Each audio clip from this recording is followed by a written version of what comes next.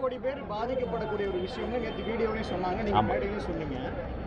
அவர் களத்துக்கு வர வேண்டிய தேவை முன்ன விட எதுவுமே அதிகமா இருக்குன்றது உங்களுக்கு தெரியும். பட் ஆனால் இன்னும் ஏன் வந்து களத்துக்கு வர்றதுக்கு தயக்கம்? இன்னும் அந்த நிகழ்வுகள் இருந்து நம்ம இன்னும் வெளியே வரலைங்களா? இல்லை இப்படியே இருந்தால் இன்னும் எவ்வளோ நாளைக்கு இது தொடரும்? ஏன்னா மக்களோட எதிர்பார்ப்பாகவும் இருக்குல்ல, தொண்டர்களோட எதிர்பார்ப்பாகவும் இருக்குல்ல. இப்போ இங்கே கேட்குறப்ப யார் வராங்கன்னு மக்கள் மத்தியிலும் ஒரு எதிர்பார்ப்பு இருக்குது. அது என்னைக்கு தான் அது உடைப்பீங்க அந்த ஐசர்? மதிப்பிற்குரிய அதிகாரி அர்ச்சனா பட்நாயக் அவர்கள் கிட்டத்தட்ட ஒரு ஆண்டுக்கு முன்பே கிட்டத்தட்ட 8 கோடி பேர் இருக்கக்கூடிய தமிழ்நாட்டில் 6,36,00,000 சொச்சம் பேர் தான் வாக்களிக்க போகிறாங்கன்னு டிக்ளேர் பண்ணாங்க.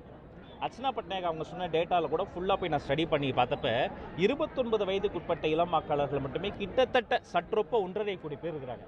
அப்போ இது முழுக்க இந்த களம் என்பது, இந்த டேட்டா என்பது புதிதாக வரக்கூடிய நியூ பிளேயர்ஸ், தமிழக வெற்றி கழகம் கூட நான் சொல்ல, டிவிக்குன்னு சொல்லல, இந்த இளைஞர்களினுடைய அன்பை வெல்லக்கூடியவங்க நியூ பிளேயர்ஸ் தான் என்பது இந்த பொலிட்டிக்கல் டயோஸ்பரால இருக்கக்கூடிய அந்த டெக்னிக்கல் விஷயங்களை அறிந்த அரசியல் விமர்சகர்கள் சொல்லக்கூடிய ஒரு விஷயம்.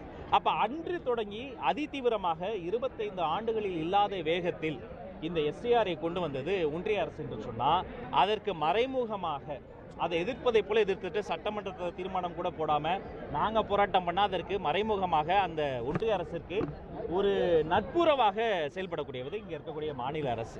அப்போ இதில் வந்து சட்ட சிக்கல் இருக்குது. ஆமாம், சட்ட சிக்கலும் இருக்குது. அப்போ மக்கள்கிட்ட விழிப்புணர்வு ஏற்படுத்தணுமா? ஆமாம், விழிப்புணர்வு ஏற்படுத்தணும். வெறுமனே இதை நம்ம வந்து இந்த சதியை மட்டும், நம்ம இந்த சூழ்ச்சியை மட்டும் சொன்னோம்னா கோபத்தில் அதை கிழிச்சு போட்டு கூட